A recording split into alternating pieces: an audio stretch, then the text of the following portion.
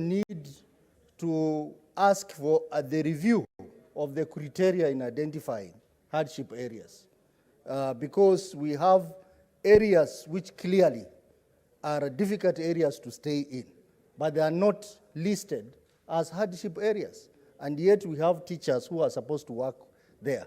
I think those two issues can go together so that the committee can look at the criteria of listing places as hardship areas. In my county, we do not have any area that is listed as a hardship area. And yet, clearly, Mr. Speaker, I can tell you there are some areas which are very difficult to stay in Vihiga County. And we don't even qualify for equalization fund.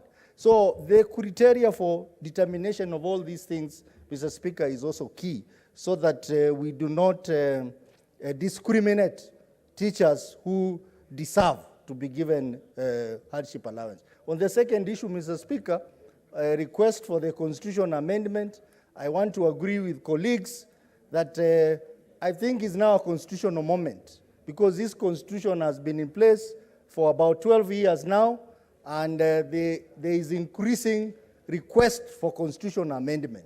I think it's a high time that this country sat down and re-looked at this constitution, what is working and what is not working.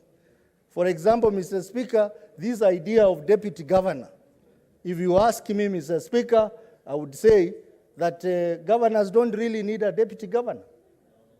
Yeah, because when there is a vacancy in the office of the governor, people should go to an election, so that we don't have a scenario where someone comes into office as a deputy governor and then something happens to the governor, is not there, then this man becomes governor and he has not been elected by the people.